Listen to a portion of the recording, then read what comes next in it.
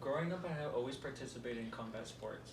I went from training Brazilian Jiu-Jitsu at the age of 10 to wrestling all 4 years at a high school level, varsity level.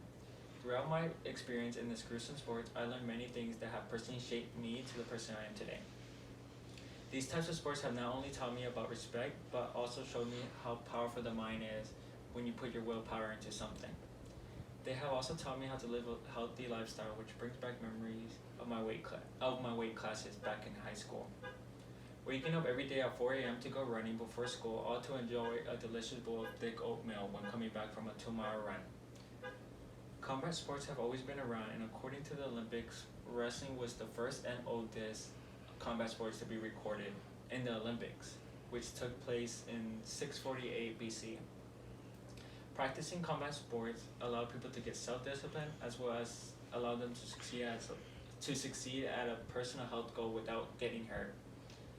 In today's society, combat sports are still present and have blown up, having businesses such as UFC, Bellator, One Championship, Pride, and other organizations. The sources I utilized for this presentation come from USADA Anti-Doping Organization, Safe MMA Organization, Lone Star Database, article, Boxing Regulation, Cheerleading Regulation, and other article, MMA, if MMA should be legal. Today I want to convince you that combat sports is safer and better than any other sports by discussing the beneficial aspects you gain from it, the safety regulations, and injuries compared to other sports. I first want to begin by asking if someone has ever been bullied or lacked confidence when surrounded by a group of people that are much bigger than them or tougher than them. When two-division champ and professional mixed martial artist George St. Pierre was asked this question during an interview, he stopped and answered, "Yes." George discussed how as a kid his self-esteem and physique was changed, all due to combat sports that he participated as a kid. According to George St. Pierre, combat sports allowed him to defend himself against bullies as well as boost his confidence up, knowing that all it takes is technique and willpower to overcome certain obstacles. He stated that the art of combat sport isn't just a sport, it's a gentle art that helps develop strong characteristics that help him develop who he is as a man today.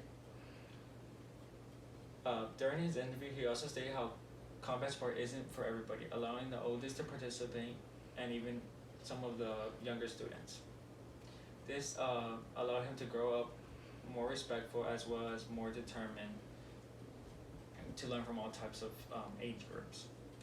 From practicing combat sports, George St. Pierre was able to accomplish several things.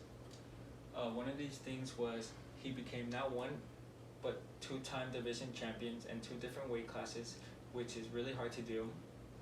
He developed his own fitness program that aired on TV, made business deals with Under Armour and other well-known sponsors. In addition, many have questioned the safety of combat sports, since the sport includes tactics such as kicking, striking, grappling, submission holds, ankle locks, and other dangerous positions. When Danny Abdallah, who competed in Ultimate Fighter, was asked about this sport, he argued that it sounds like a really brutal sport, but it's not. There's more injuries in cheerleading and boxing than MMA.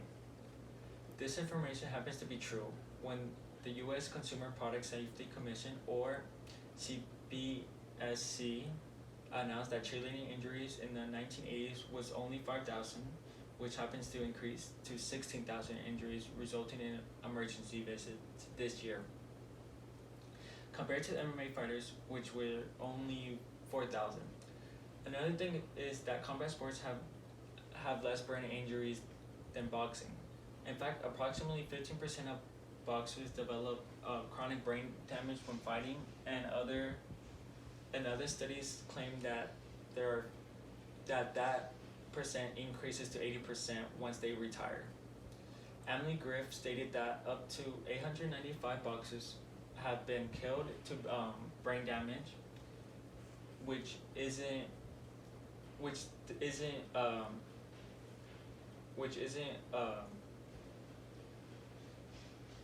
which is right compared to boxing, but UFC has 640.